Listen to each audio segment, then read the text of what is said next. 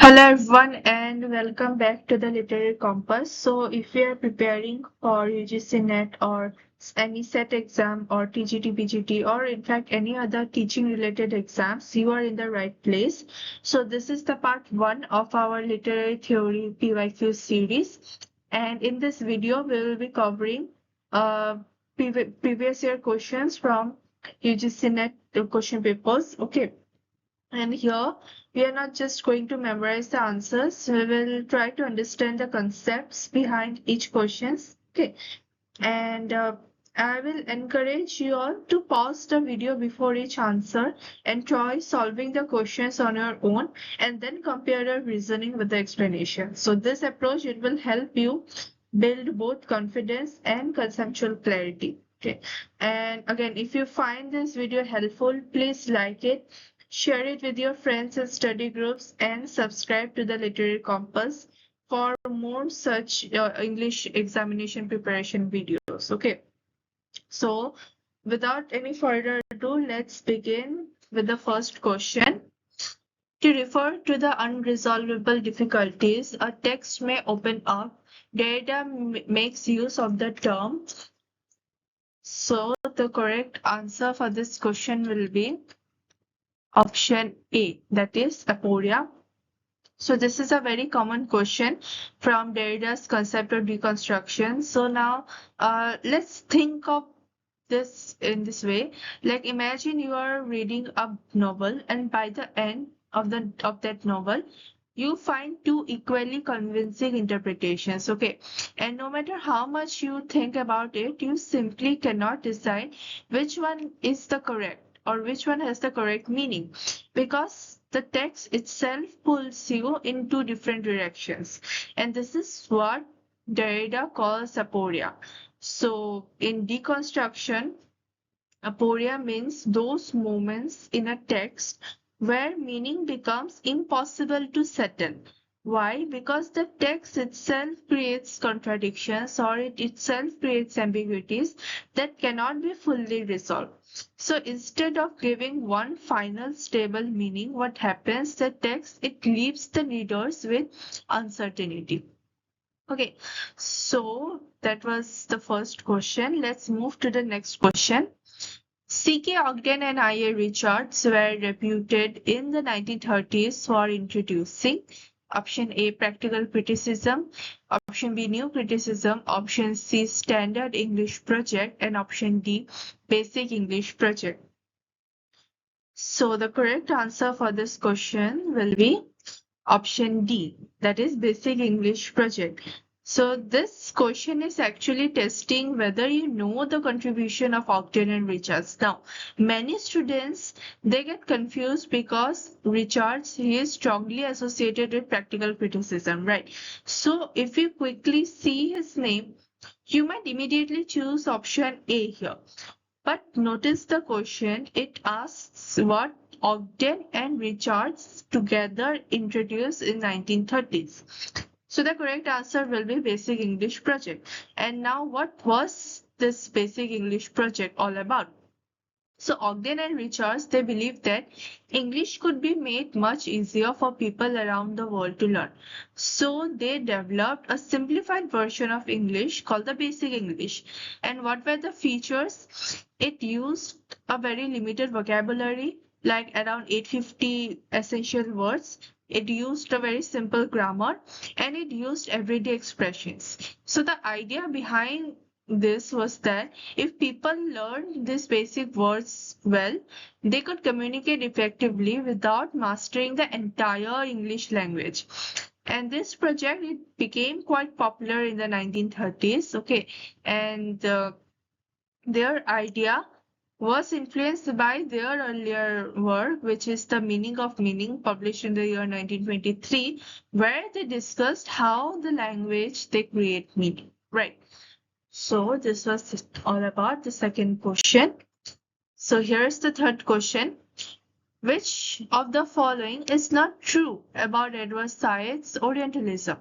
So mind the question, it is asking you which one is not true or the false statement. Option A, makes use of Foucault's concept of discursive formulation, is one of the founding texts of postcolonial theory, makes use of Barthes' concept of writerly text, and utilizes the Gramscian notion of hegemony. So the correct answer will be option number C. Or we can say the statement which is not correct is option number C, that is, makes use of Barthes' concept of writerly text. So he was deeply influenced by Foucault, and Foucault, we know, he argued that knowledge and power, they are connected, and according to him, people in power, they create discourses. Okay, now what are discourses? We can say that they are the ways of talking and thinking about a subject which shapes how the society understands it. Now, Said, what he did, he applied this idea to the West's representation of the East's. He argued that the West created a discourse called the Orientalism, which portrayed the East as mysterious or backward, irrational, and inferior. And this discourse helped justify the colonial rule. Okay, so let's move to the next question. Identify the incorrect statement below. Let's look at the statements. BASIC was an experiment initiated by C.K. Ogden and I.A. Richards from 1926 to about 1940. Expanded, BASIC read broadly ascertained scientific international course. Basic English was an attempt to reduce the number of essential words to 850. While keeping to normal construction, BASIC failed as an experiment because its documents were far too complicated and technical to understand. So again, we'll have to find the incorrect state. So the incorrect statements here will be option number B, that is statement number B and statement number D. Let's look at all the questions together.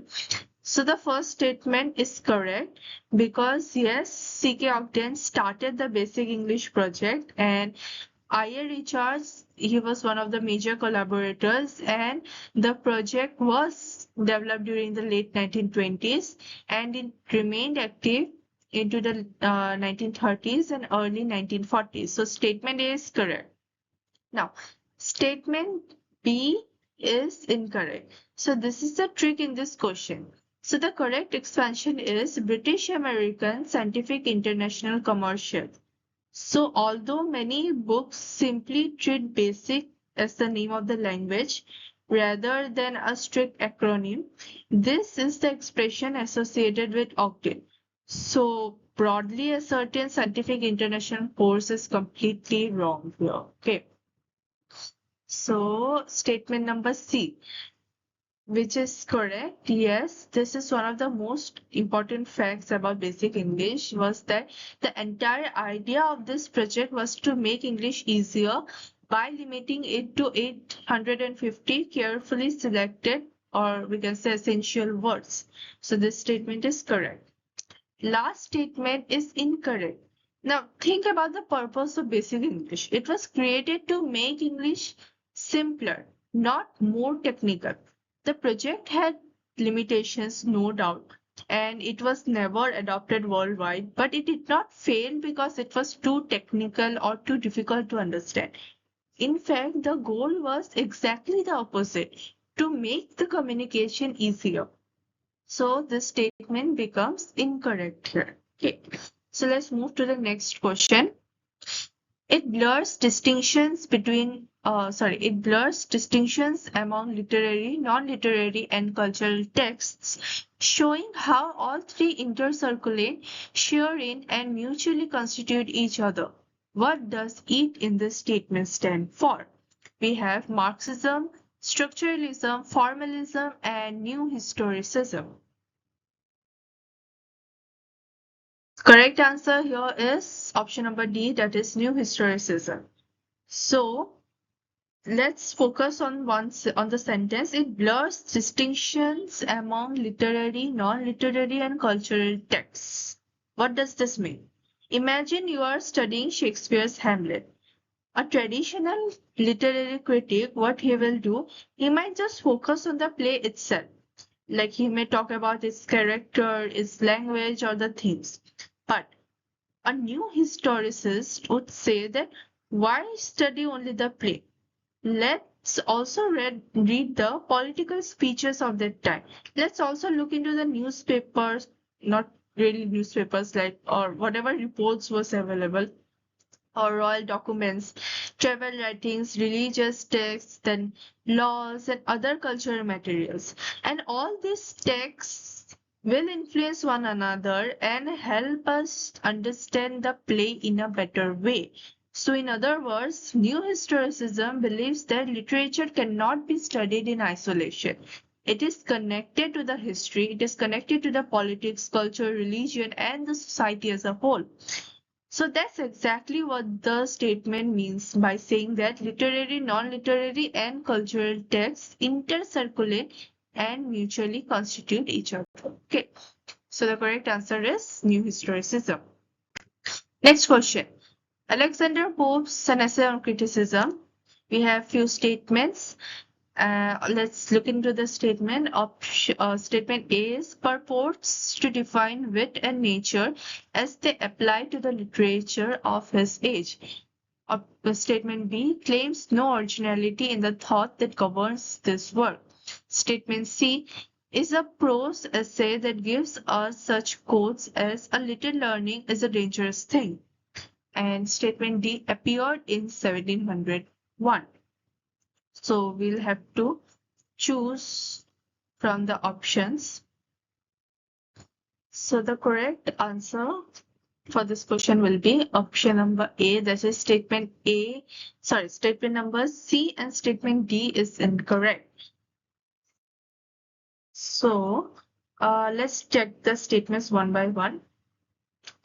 Purports to define wit and nature as they apply to the literature of his age is absolutely correct. And one of Pope's main aim in An Essay of Criticism is to explain important neoclassical ideas like nature and wit.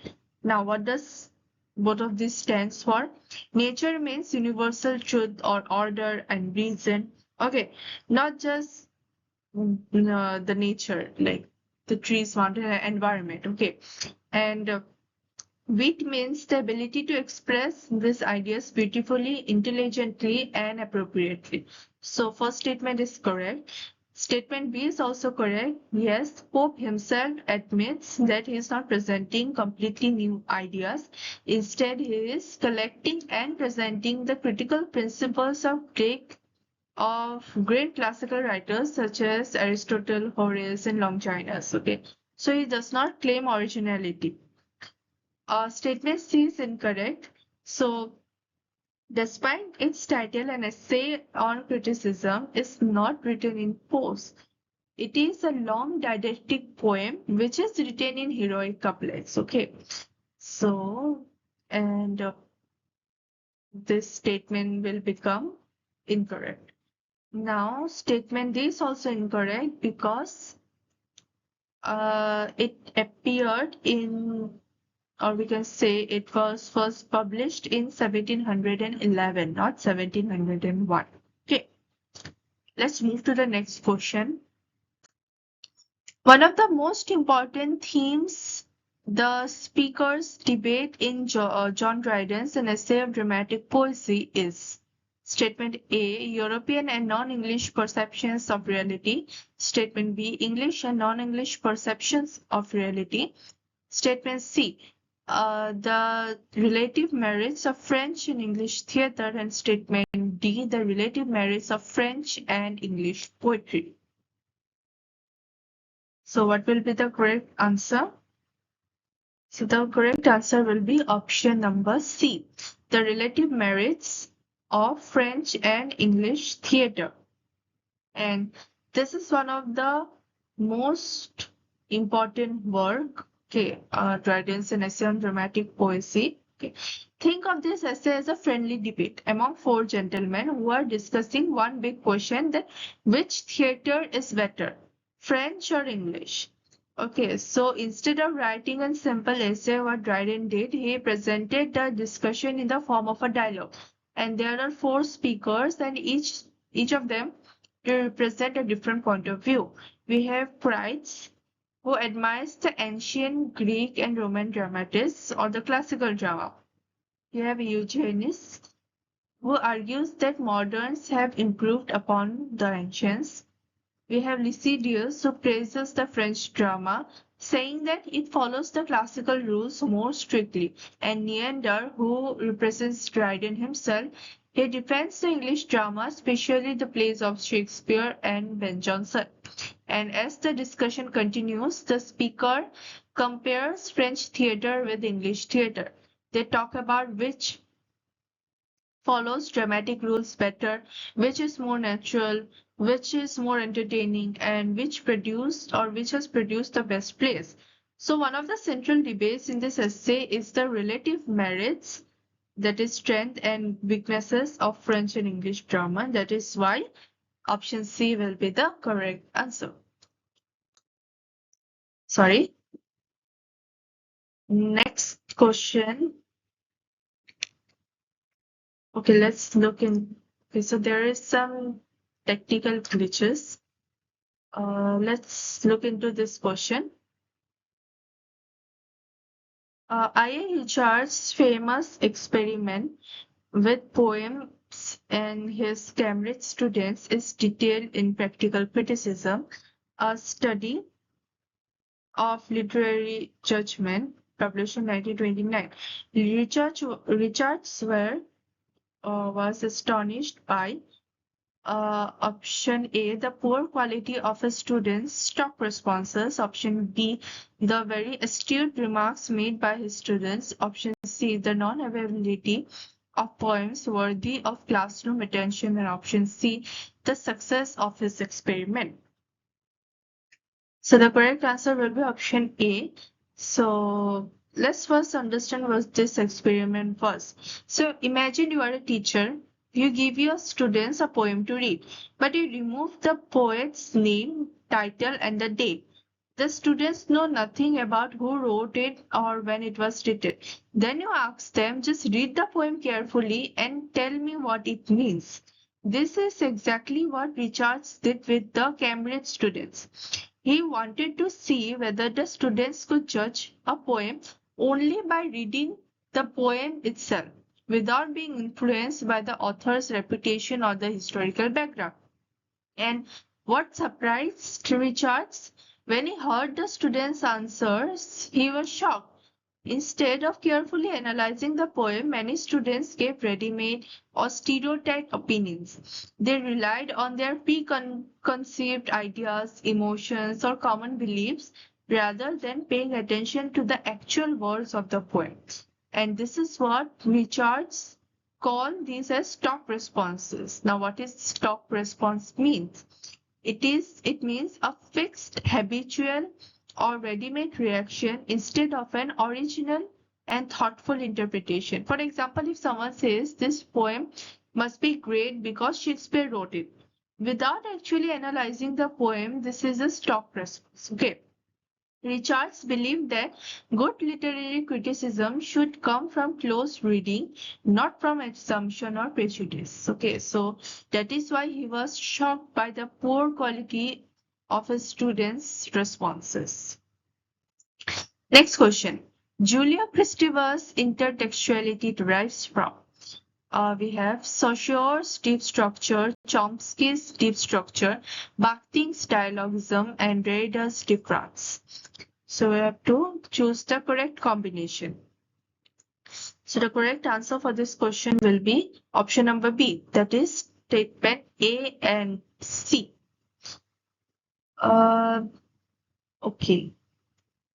Now let's try to understand intertextuality. So imagine you are reading a novel and suddenly you notice references to Shakespeare, then the Bible or Greek mythology or any other famous novel. You realize that this text is kind of talking to other texts. And that's exactly what intertextuality means. Kristeva believed that no text exists completely on its own. Every text is connected to the earlier text. Okay, it borrows or it echoes, it quotes, it challenges, or it transforms them. So now let's see whose ideas influenced her. We have seen that statement A is correct, that is Saussure's deep structure. So here in this question there is a mistake. So instead of deep structure, it will be structural linguistics. Okay. So Saussure taught that language is made up of signs and meaning is created through the relationship between those signs. And Kristeva builds on this idea that and argues that texts are also systems of signs that derive meaning through their relationship with the other texts. Okay. And we have Bakhtin's dialogism. So this is the most important influence. Bakhtin argued that every utterance is in dialogue with the other utterance. So no statement exists in isolation. So Kristeva took this idea and extended it to literature. She said every text is in dialogue with other texts. So this became the theory of intertextuality. Okay. So let's look into the next question. In his distinction between imagination and fancy, Coleridge identifies the following. Option A, it dissolves, diffuses, dissipates in order to recreate. It has aggregative and associative power. It plays with fixities and definites. It has shaping and modifying power.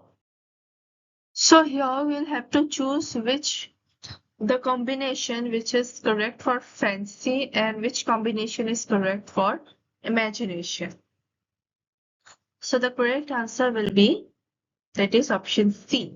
That is statement B and C for fancy and statement A and D for imagination. So this is one of the most frequently asked questions on Coleridge's literary criticism. The easiest way to remember is to first understand the difference between fancy and imagination. Okay, now I'll give you another example. Imagine you have a box full of Lego pieces, and there are two ways you can use them. So fancy will be, suppose you simply take the pieces and join them together to make something. You haven't changed the pieces. You have just arranged them or just combined them. That is what fancy does. It collects, it combines, and it rearranges existing ideas. It does not create anything fundamentally new. Okay. Now, what will be imagination then? And now imagine you are using those same Lego pieces to build something completely original that no one has ever seen before. You are not just arranging the pieces, you are transforming them into something new. That is imagination. It has the power, like imagination has the power to create, to transform, and to reshape reality. Now let's look into each of these statements. Statement A, which is for imagination, it dissolves, diffuses, dissipates, and in order to recreate, which is absolutely true. This is one of Coleridge's most famous description of imagination. He says that imagination first breaks things apart, then recreates them in a new form. Okay, so yes, this belongs to imagination. Now, statement B, it has aggregative and associative power. This will be for fancy, because fancy simply collects and associates ideas. It does not transform them. It just puts the existing ideas together. So this belongs to fancy. Okay. Then we have, it plays with fixities and definites. So fancy works with things that already exist.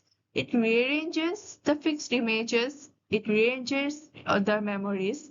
It plays with them, but it does not change their essential value. Okay, so this will be for fancy. It has shaping and modifying power. This will be for imagination because imagination gives shape to experience. It modifies and transforms reality into art. This creative power belongs only to imagination. Okay, so I hope the concept of fancy and imagination is clear to you. Okay, next question. Womanist is to feminist as purple is to lavender. Very, very famous statement. This is an important statement defining womanist perspective advanced by Toni Morrison, Zora Neale Hurston, Alice Walker, and Bell Hooks. So the correct answer will be Alice Walker, and this is one of the most famous quotations in Black feminism and womanism. So imagine someone asks that what is womanism? Is it same as feminism? So Alice Walker answered this with a beautiful comparison that womanist is to a feminist as purple is to lavender. Now think of the colors. Lavender is a light shade of purple, we can say, and purple is a richer, deeper, and broader color. So what is Walker trying to say? She is saying that womanism includes feminism, but it is broader and more inclusive. What is womanism? Walker felt that mainstream feminism mainly focused on the experiences of white middle-class women, but black women experienced both racism and sexism.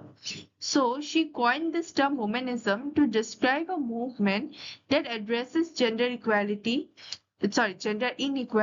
racism, class oppression, black culture, family and community.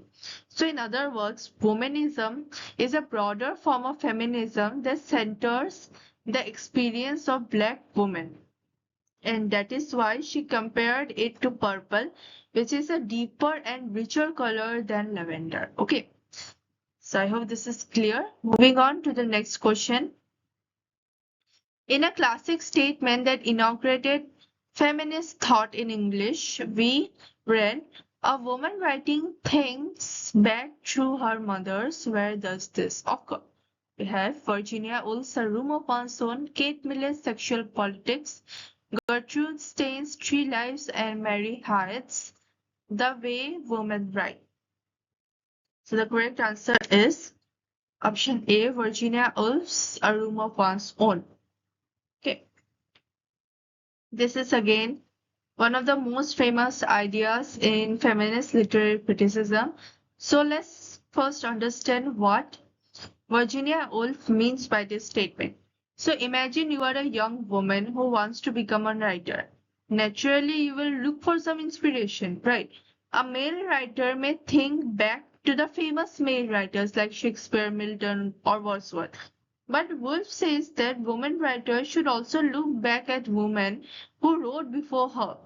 She should ask who were the women writers before me, or what struggles did they face, or how did they manage to write in a society that often denied women education, freedom, and financial independence. So this is what Woolf means by a woman writing things back through her mothers.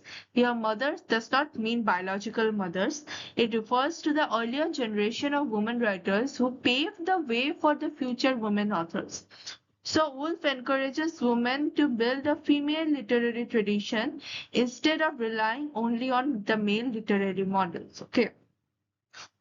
So moving on to the next question. Okay, we have from subaltern.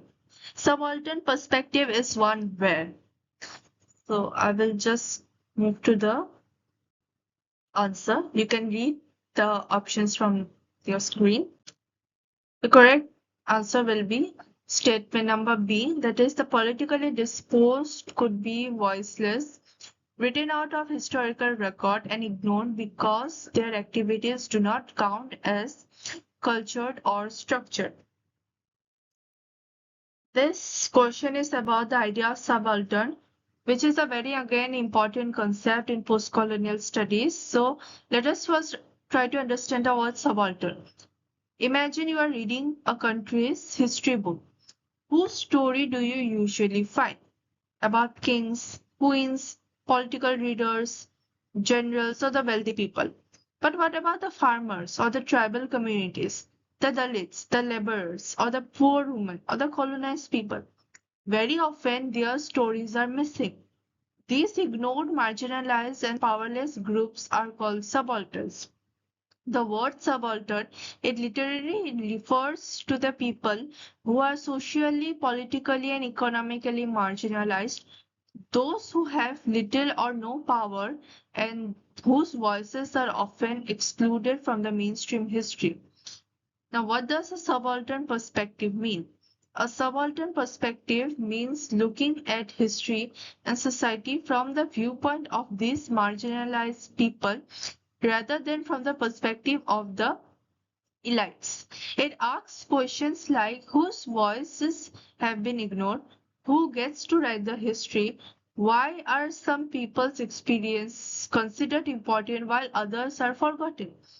This idea becomes especially famous through the Subaltern Studies group and Gayatri Chakravarti's Bhabha, who asked the famous question, can the subaltern speak? Okay. So, moving on to the last question here. Identify the false statement about the contact zone. Okay. So, the correct answer for this question will be option number D. So, this question is about the concept of contact zone, which was introduced by Mary Louise Pratt. Let's try to understand what a contact zone is.